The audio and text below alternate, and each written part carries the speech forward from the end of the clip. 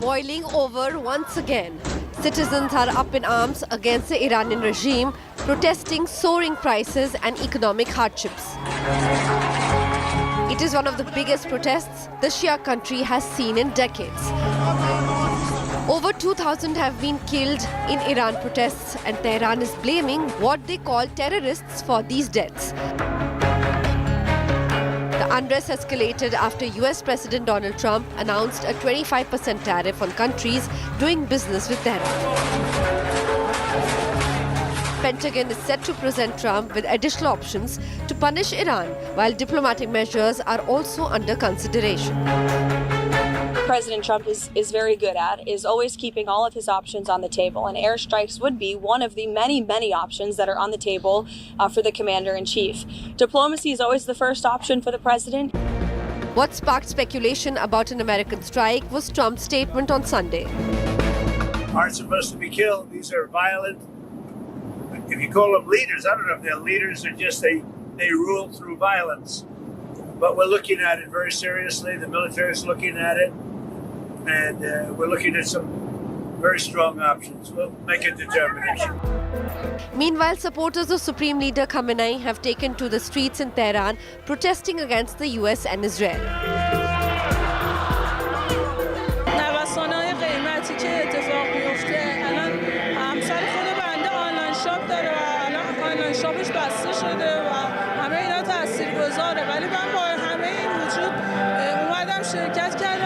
با قاطعیت صحبت کنن در مورد مداخله هایی که میخوان صورت بگیره و قدم بعدی اینه که در راه اعتراض های به حقی که ما مردم داریم به اقتصاد و مسائل اقتصادی حتما جوابگو باشن، با مردم صحبت کنن و صادقانه بهشون پاسخ بدن. Even Iranian President Masoud Pezeshkian joined a pro-government rally marching alongside supporters through the capital. Tehran, however, says it is ready for talks with Washington on the basis of mutual respect, yet prepared for war. سلام عرض میکنم خدمت همه تشریف آوردید. آنچه که گذشته در میدان یا در خیابان‌های شهرهای کشورهای خارجی مقیم تهران بین آقای وزیر امور خارجه ما و نماینده ویژه رئیس جمهور آمریکا باز هست و هر وقت نیاز بشه از اون طریق پیام‌های لازم رد و بدل میشه، علاوه بر کانال رسمی که میدونید کانال دفتر حفاظت منافع آمریکا سفارت سوئیس در تهران هست. Amid all this street and political drama, one question looms heavily. Will America strike Iran next? As protests rage and Iran curbs internet access, India today has tracked US military activity in the region using open source and flight tracking data. Al Udeid Air Base in Qatar, home to over 10,000 US soldiers, shows a rise in operational activity consistent with reports of increasing tension. The base can accommodate large military aircraft, including B-52 bombers, and is a key hub for American operations in the Middle East. The United States maintains an extensive military footprint in the region with bases and naval assets across at least 19 locations. The strike by Israel and the US in Iran in June last year weakened Iran's economy and nuclear program, but a renewed escalation could have global consequences. While the world watches nervously, any misstep could ignite a wider conflict, impacting allies, oil markets, and global stability. With Bidisha Shaha from Ocient, Bureau Report, India Today.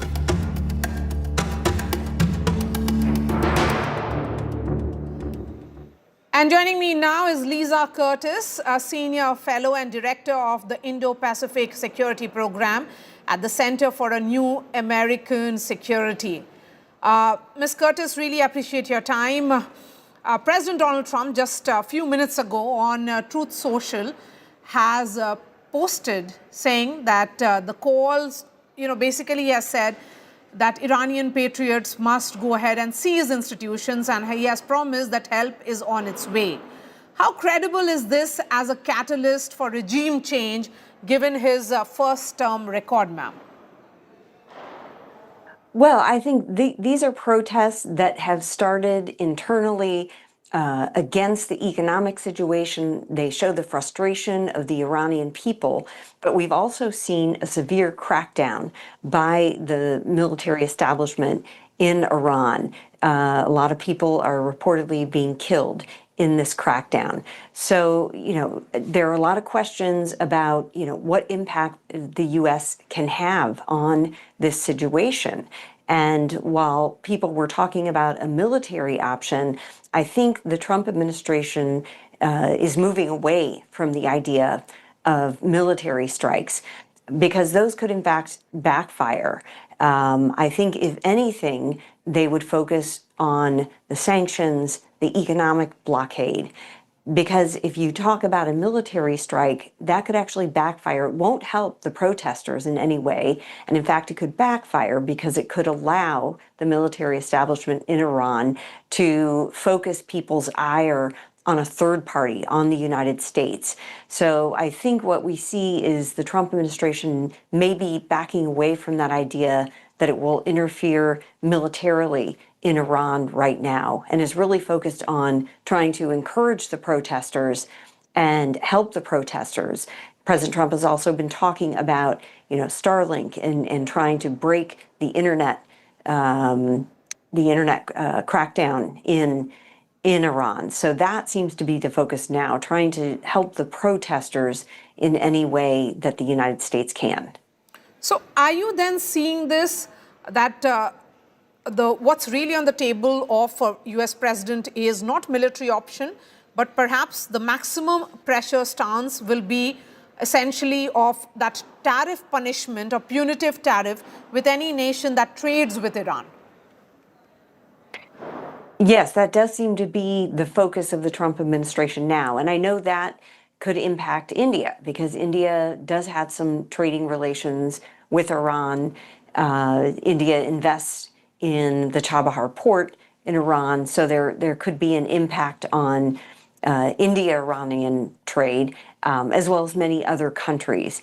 So I think the economic pressure is what President Trump seems to be focusing on at the moment, because again, the military option could badly backfire and would not really help the protesters in any meaningful way. So I think the focus now is on economic pressure on the regime, trying to get information in and out of Iran through different ways, and making sure that the protesters know that the United States supports them and what they're trying to do. But it's going to be tough. There's a severe crackdown on the Iranian protesters, and the sense is that things will likely only get worse for those protesters. Okay, since you've spoken about India, let's try and put the spotlight on India, ma'am.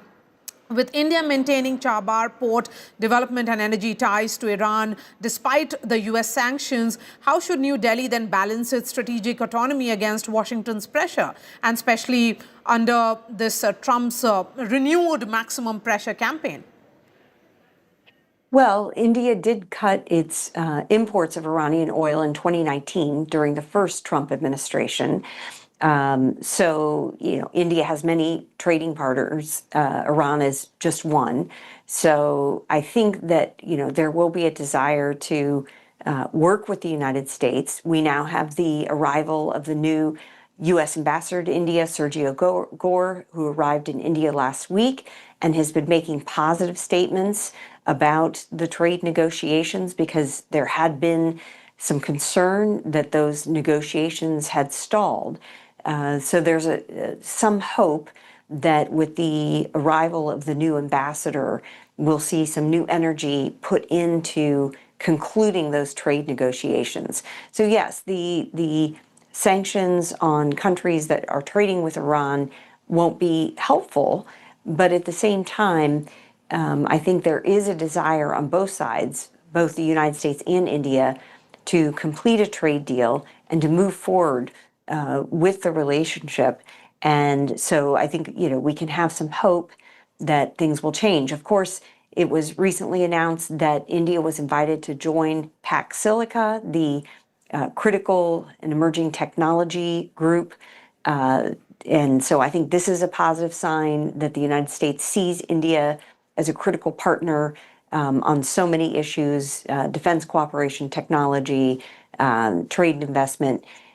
So I think that while the Iran situation is putting a little bit more pressure on the U.S.-India partnership, I don't see it as coming to some kind of breaking point. I think we're seeing some positive movement with the arrival of the U.S. ambassador to India, and they'll be able to work through the trade issues that are currently dividing them. And just minutes ago, External Affairs Minister Dr. S. Jaishankar has put out a tweet, Ms. Curtis, and he has said that just concluded a good conversation with Secretary Rubio, discussed trade, critical minerals, nuclear cooperation, defense and energy, agreed to remain in touch on these and other issues. So are you sensing that there is potentially now both the countries looking at common grounds and the trade deal could very well be on the anvil?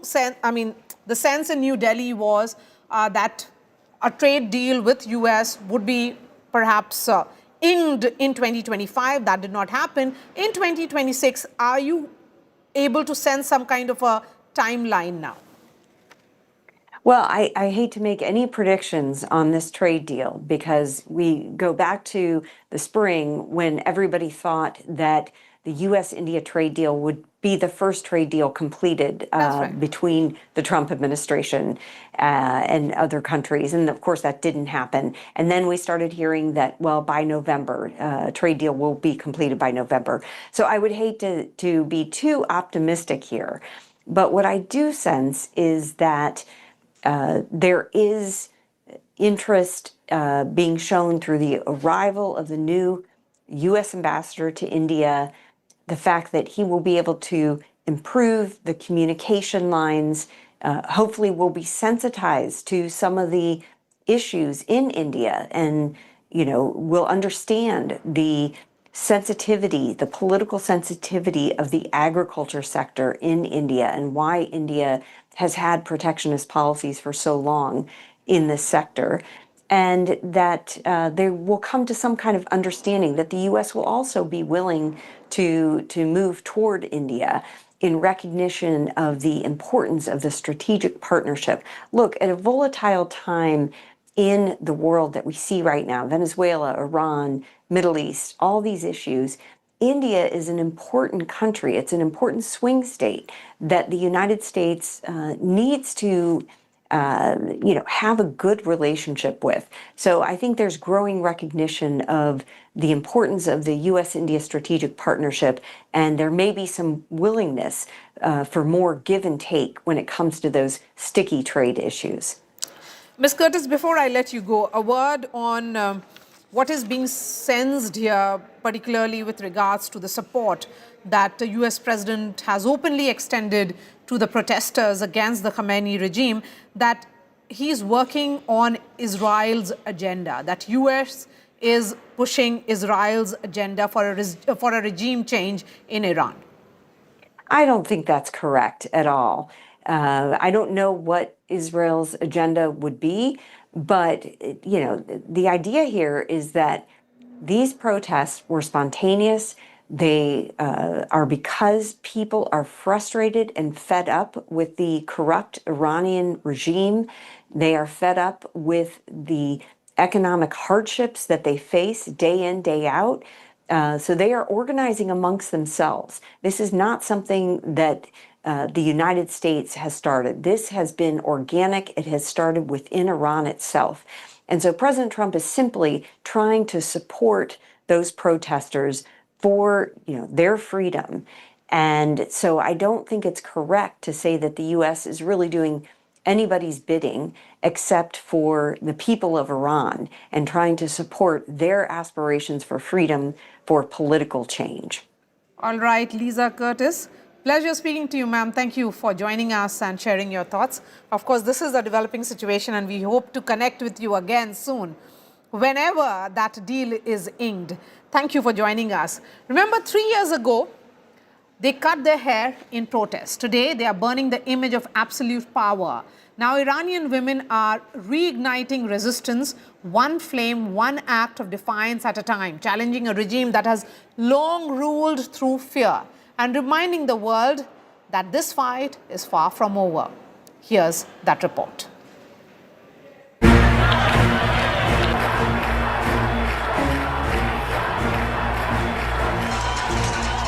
We've seen this before. Women rising up against oppression, demanding justice.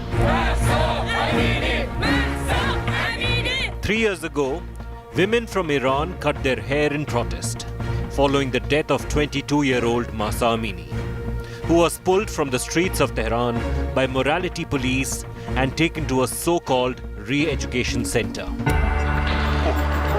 Today, Tehran is burning once again, and women across the globe are holding up a mirror to the regime in Iran. A striking new protest trend is going viral online, where women are burning photographs of Supreme Leader Ayatollah Ali Khamenei and lighting cigarettes from the flames. What may seem symbolic is actually a bold act of defiance, challenging both political authority and strict social restrictions, including mandatory hijab laws and restrictions on women's freedoms. This trend first appeared in Canada in 2022 after Mahsa Amini's death and has now resurfaced, spreading across social media worldwide. In Iran, burning the Supreme Leader's image is a serious offense. Yet the act, combined with smoking, turns rebellion into a powerful, provocative statement. The protests come amid mounting economic pressures, soaring inflation, a weakening currency, and rising food prices. While large street protests in the nation have been violently suppressed, killing many, these symbolic acts travel faster than the state can control. No walls, no laws, no threats can stop these women. Women from Iran are resisting, and the world is watching. Bureau Report, India Today. And joining me now is Masih Ali Nejad, a journalist and activist. Masih, we had spoken in 2022 during the uprising. You have described the current unrest as Iran's Berlin Wall moment, with reports of over 500 protesters dead, internet blackouts, and the regime labeling demonstrators as terrorists to justify lethal force. How do you assess the protesters' resilience and, of course, the regime's grip on power amidst this violence? This is no longer an unrest or protest. This is a revolution, and the regime waged war against unarmed people. Right now that I'm talking to you, sources from inside Iran reporting to the media broadcasting outside Iran, such as Iran International, that 12,000 people have been killed less than 48 hours when they shut down the internet.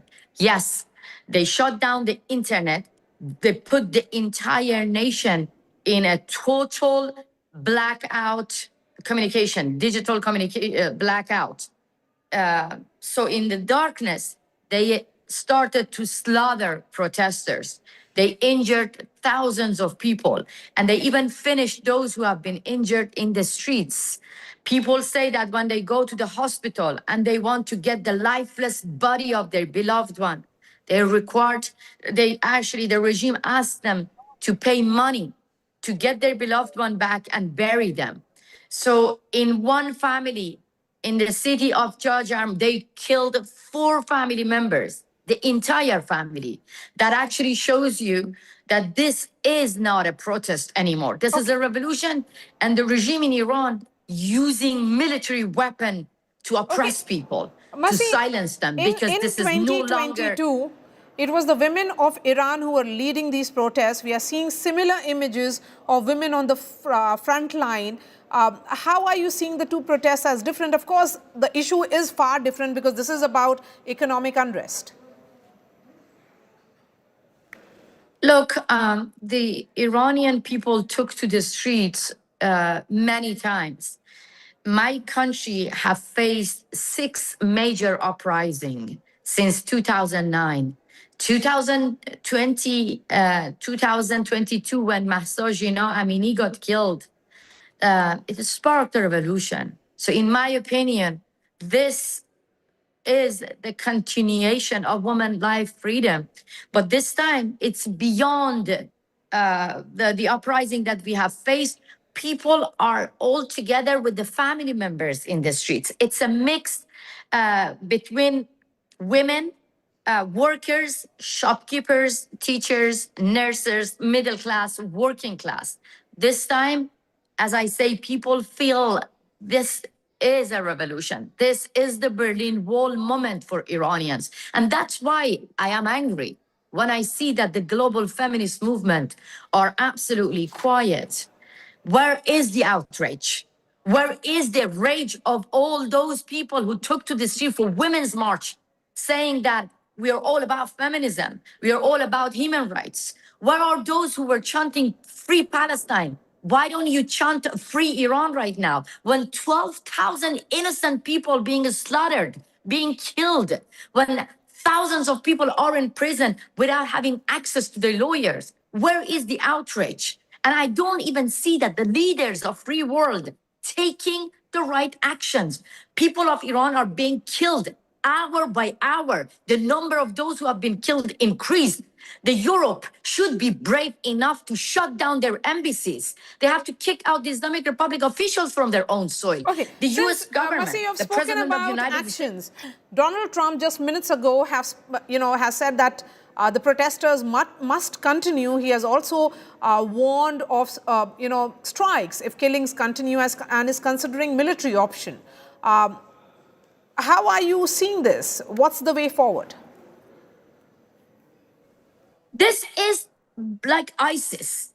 The Islamic Republic is an ISIS in power. They are not a legitimate government. What happened? Like, think about it. President Obama, during the massacre in Syria, kept quiet. So Syrian government, Syrian dictator, kept continuing slaughtering people. This is the same moment President Trump should not make the same mistake as President Obama and President Biden. When he promises to the people of Iran, then people take this promise serious. We believe that he should be united with Europeans. He should call his allies and remove the terrorists. Believe me, removing terrorists, removing Ali Khamenei is not a tragedy, because this is a war. Unarmed people being slaughtered by ISIS mindset government in Iran. We have really come to the end of this discussion. I hope to see more of you on my shows in the next few days. Thank you so much for joining us. We are putting out that interview on our website and also on our YouTube channel. That's all from me. Thanks so much for watching.